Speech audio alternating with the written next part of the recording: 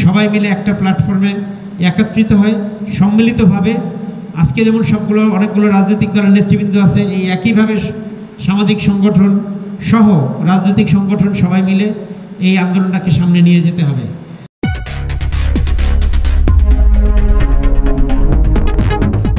Union city কর্পোরেশনের সম্পৃক্ত হবে কি হবে না সেটা নিয়ে একটা পর্যায়ে একটা ডিবেট ছিল যে এখানে সিটি কর্পোরেশনের সম্পৃক্ত হলে আমাদের ট্যাক্স বাড়বে কিনা। এটাই হচ্ছে একটা পক্ষের এই দাবির বিপক্ষে অবস্থানের কারণ। আসলে দেখেন, আমাদের এলাকার সবচেয়ে বড় সমস্যা হচ্ছে জলাবদ্ধতা। আর এই জলাবদ্ধতা কারণে এই এলাকায় লোকজন বসবাস করে না, ঘর ভাড়া কম, জায়গার দাম কম, বাড়ির দাম কম। সুতরাং আপনার যদি এই জলাবদ্ধতাটা দূর হয়, আর এই জলাবদ্ধতা দূর না হওয়ার অন্যতম একটা কারণ হচ্ছে এখানে যে ময়লা আছে, আবর্জনা আছে, সেগুলো পানি নিষ্কাশনের যে খালগুলো আছে সেগুলোতে নিক্ষেপ করা। অর্থাৎ বর্জ্য ব্যবস্থাপনাটা যদি সঠিকভাবে হইতো তাহলে কিন্তু আমাদের এই পানি নিষ্কাশনের ব্যবস্থাটা বন্ধ হইতো না। সুতরাং সিটি কর্পোরেশন হলে সেখানে একটা ম্যানেজমেন্টের ব্যবস্থা হবে। আমাদের এই এলাকার আরেকটা সমস্যা হচ্ছে মাদক।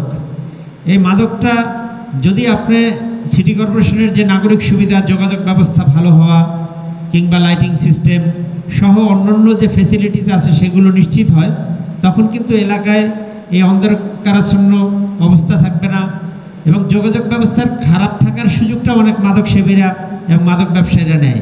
পুলিশ বা আইন শৃঙ্খলা রক্ষাকারী বাহিনী যারা সদস্য আছে তারা সহজেই বিভিন্ন এলাকায় যেতে পারে না। সুতরাং এই সিটি কর্পোরেশন হওয়াটা আসলে আমাদের নানা কারণেই প্রয়োজন।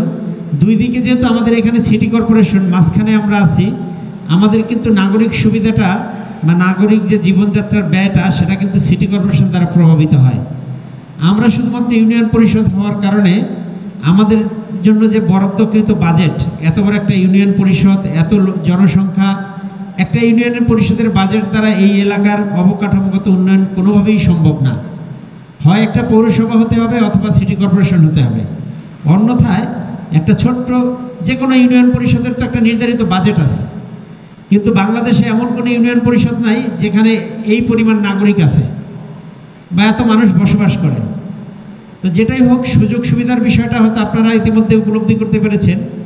আমি বলবো যে আজকের আলোচনা সভা, এর আগেও নাসির ভাই বলেছেন যে উনি আরও 2-3টা আলোচনা সভায় অংশগ্রহণ করেছেন।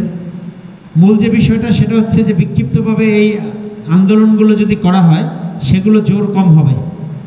যদি আমরা সবাই চাই যে সিটি কর্পোরেশন হোক, সেই ক্ষেত্রে যারা যে জায়গা থেকে, যে আজকে একটা জিনিস ভালো এখানে যেটা দেখার বিষয় সেটা হচ্ছে যে সবগুলো রাজনৈতিক দল তাদের প্রতিনিধি এখানে আছে। দেখেন, আপনারা ওই একটা ক্যানেল পরিষ্কার করবেন, হয়তো 2 ঘন্টা পরিশ্রম করবেন, এটা করে এলাকার মানুষের উন্নয়ন হবে না। আপনি এলাকার এমপি হতে হন, এলাকার জনপ্রতিনিধি হতে চান, সেই ক্ষেত্রে এলাকার বৃহত্তর স্বার্থটা দেখতে হবে। সকল রাজনৈতিক দলের নেতৃবৃন্দ যে আজকে এগিয়ে এসেছেন, এখানে যে সিটি কর্পোরেশন হলে নাগরিক সুবিধাটা বাড়বে, এটি রাজনৈতিক দলের নেতাদের কাজ।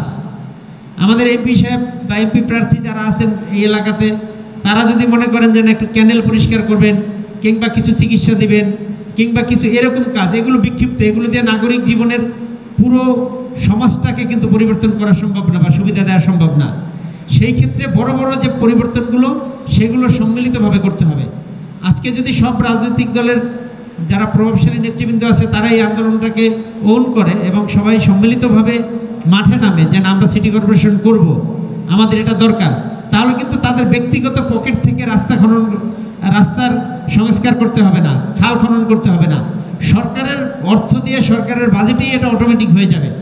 সুতরাং আমার অনুরোধ থাকবে, যারা কুতুবপুরের বিভিন্ন প্ল্যাটফর্ম আছে, বিভিন্ন গ্রুপ আছে এই সিটি কর্পোরেশন বাস্তবায়নের আন্দোলনের সাথে আছে, আপনারা যারা আজকে উদ্যোগ গ্রহণ করেছেন তারা তাদের সাথেও যোগাযোগ করেন, সবাই মিলে একটা প্ল্যাটফর্মে একত্রিত হয় সম্মিলিতভাবে। আজকে যেমন অনেকগুলো রাজনৈতিক দলের নেতৃবৃন্দ আছে, এই একইভাবে সামাজিক সংগঠন সহ রাজনৈতিক সংগঠন সবাই মিলে এই আন্দোলনটাকে সামনে নিয়ে যেতে হবে।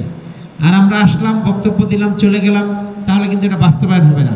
আপনাদেরকে পলিসি মেক করতে হবে যে আমরা এটার জন্য কি করতে পারি। হতে পারে যে আমরা লিফলেট বিতরণ করব, সিটি কর্পোরেশন যদি হয় সেই ক্ষেত্রে আমাদের কি কি সুবিধা হবে সেটা আপনারা লিখে একটা জনসচেতনতা তৈরি করতে পারেন, তাহলে জনসমর্থন বাড়বে। অর্থাৎ আমার কথা হচ্ছে যে এই যে দাবিটা, এই দাবিটা বাস্তবায়নের জন্য কি কি পরিকল্পনা গ্রহণ করা দরকার সেইটা করেন। শুধু একটা অনুষ্ঠান করে, আলোচনা করে, বক্তব্য দিয়ে আমরা চলে গেলাম, তাহলে কিন্তু বাস্তব লাভ হবে না। আমাদের অ্যাডভোকেট আলামিন যে কথা বললো যে আমাদের কিন্তু প্রশাসনিকভাবে কাজ করার যথেষ্ট সুযোগ আছে। স্থানীয় সরকার মন্ত্রণালয় থেকেই এটা বাস্তবায়ন করা হবে। যেহেতু আসিফ হচ্ছে এটার উপদেষ্টা, আলামিনের সাথে ওর ভালো সম্পর্ক আছে, যথেষ্ট ভালো সম্পর্ক আছে, এবং আমাদের পক্ষে আরও যারা উপদেষ্টা আছেন বা রাজনৈতিক নেতৃবৃন্দ আছেন তাদেরকে সরাসরি আমরা প্রভাবিত করার চেষ্টা করতে পারবো বা এটার পক্ষে ক্যাম্পেইন করতে পারবো। আপনারা এখান থেকে শুধু জনমতটা ওই পর্যায়ে নিয়ে যান যাতে আমরা তাদের কাছে বলতে পারি যে না, এটা একটা ওই এলাকার জনগণ চায়। এতটুকু শুধু আন্দোলনটাকে সামনে আনলে আমার মনে হয় বাকি প্রশাসনিক বা রাজনৈতিক যে বিষয়টা আছে সেখানে আমরা সম্মিলিতভাবে চেষ্টা করলে সেই জায়গাটাতে আমরা যেতে পারবো। তো সবার কাছে এটাই অনুরোধ রইল যে আপনারা আপনাদের পক্ষে যেমন প্রচারণা চালাবেন, একইভাবে যারা এই দাবি নিয়ে মাঠে আছে সবার সাথে সম্মিলিতভাবে একই প্ল্যাটফর্মে বসে এই আন্দোলনকে আরও বেগবান করবেন। ধন্যবাদ সবাইকে। আসসালামু আলাইকুম।